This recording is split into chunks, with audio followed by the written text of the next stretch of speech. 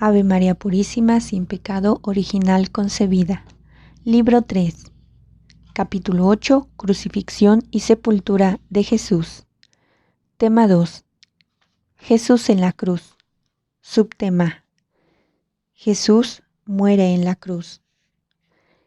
Según la narración de los evangelistas, Jesús murió orando en la hora nona, es decir, a las 3 de la tarde. En Lucas, su última plegaria está tomada del Salmo 31. Padre, en tus manos encomiendo mi espíritu. Lucas capítulo 23, versículo 46 y comparar Salmo capítulo 31, versículo 6. Para Juan, la última palabra de Jesús fue: está cumplido. Capítulo 19, versículo 30. En el texto griego, esta palabra, tetelestai, remite hacia atrás, al principio de la pasión, a la hora del lavatorio de los pies, cuyo relato introduce el evangelista subrayando que Jesús amó a los suyos hasta el extremo. Telos, capítulo 13, versículo 1. Este extremo cumplimiento del amor se alcanza ahora en el momento de la muerte. Él ha ido realmente hasta el final, hasta el límite y más allá del límite. Él ha realizado la totalidad del amor. Se ha dado a sí mismo. En el capítulo 6, al hablar de la oración de Jesús en el Monte de los Olivos, hemos conocido también otro significado de la misma palabra, teleium, basándonos en Hebreos capítulo 5, versículo 9. En la Torá significa iniciación, consagración en orden a la dignidad sacerdotal, es decir, el traspaso total a la propiedad de Dios. Pienso que, haciendo referencia a la oración sacerdotal de Jesús, también aquí podemos sobreentender este sentido. Jesús ha cumplido hasta el final el acto de la consagración, la entrega sacerdotal de sí mismo y del mundo a Dios. Comparar Juan capítulo 17, versículo 19. Así resplandece en esta palabra el gran misterio de la cruz. Se ha cumplido la nueva liturgia cósmica. En lugar de todos los otros actos culturales, se presentan ahora la cruz de Jesús como la única verdadera glorificación de Dios, en la que Dios se glorifica a sí mismo mediante aquel en el que nos entrega su amor. Así nos eleva hacia Él. Los evangelios sinópticos describen explícitamente la muerte en la cruz como acontecimiento cósmico y litúrgico. El sol se oscurece, el velo del templo se rasga en dos, la tierra tiembla, muchos muertos resucitan. Pero hay un proceso de fe, más importante, aún que los signos cósmicos. El centurión, comandante del pelotón de ejecución, conmovido por todo lo que ve, reconoce a Jesús como Hijo de Dios. Realmente, este era el Hijo de Dios. Marcos capítulo 15, versículo 39. Bajo la cruz da comienzo la iglesia de los paganos. Desde la cruz, el Señor reúne a los hombres para la nueva comunidad de la Iglesia Universal. Mediante el Hijo que sufre, reconocen al Dios verdadero. Mientras los romanos, como intimidación, dejaban intencionalmente que los crucificados colgaran del instrumento de tortura después de morir. Según el derecho judío, debían ser enterrados el mismo día. Comparar Deuteronomio capítulo 21, versículo 22 y siguientes.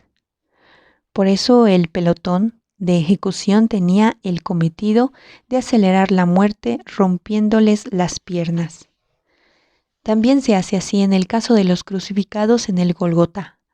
A los dos bandidos se les quiebra las piernas. Luego los soldados ven que Jesús está ya muerto, por lo que renuncian a hacer lo mismo con él. En lugar de eso, uno de ellos traspasa el costado, el corazón de Jesús. Y al punto salió sangre y agua. Juan capítulo 19, versículo 34. Es la hora en que se sacrificaban los corderos pascuales. Estaba prescrito que no se les debía partir ningún hueso. Éxodo capítulo 12, versículo 46. Jesús aparece aquí como el verdadero Cordero Pascual, que es puro y perfecto. Podemos, por tanto, vislumbrar también en estas palabras una tácita referencia al comienzo de la obra de Jesús, aquella hora en el que el Bautista había dicho: Este es el Cordero de Dios, que quita el pecado del mundo. Juan capítulo 1, versículo 29. Lo que entonces debió ser incomprensible era solamente una alusión misteriosa a algo futuro. Ahora se hace realidad. Jesús es el Cordero elegido por Dios mismo. En la cruz, Él carga con el pecado del mundo y nos libera de él. Pero resuena al mismo tiempo también el Salmo 34, donde se lee: Aunque el justo sufra muchos males, de todos lo libra el Señor. Él cuida de todos sus huesos, ni uno solo se quebrará. Versículo 20 y siguientes. El Señor, el justo, ha sufrido mucho, ha sufrido todo, y sin embargo, Dios lo ha guardado. No le han roto ni un solo hueso. Del corazón traspasado de Jesús brotó sangre y agua. La Iglesia, teniendo en cuenta las palabras de Zacarías, ha mirado en el transcurso de los siglos a este corazón traspasado, reconociendo en él la fuente de bendición, indicada anticipadamente en la sangre y el agua. Las palabras de Zacarías impulsan además a buscar una comprensión más honda de lo que allí ha ocurrido. Un primer grado de este proceso de comprensión lo encontramos en la primera carta de Juan, que retoma como vigor la reflexión sobre el agua y la sangre que salen del costado de Jesús. Este es el que vino con agua y sangre, Jesucristo, no solo con agua, sino con agua y con sangre. Y el Espíritu es quien da testimonio, porque el Espíritu es la verdad. 3 son los testigos en la tierra: el Espíritu, el agua y la sangre, y los 3 están de acuerdo. Capítulo 5, versículos 6 y siguientes. ¿Qué quiere decir el autor con la afirmación insistente de que Jesús ha venido no solo con el agua, sino también con la sangre?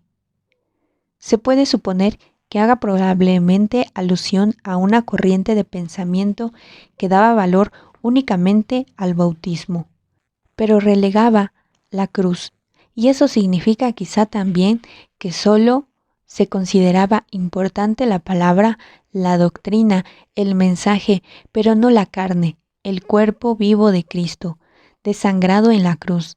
Significa que se trató de crear un cristianismo del pensamiento y de las ideas del que se quería apartar la realidad de la carne, el sacrificio y el sacramento.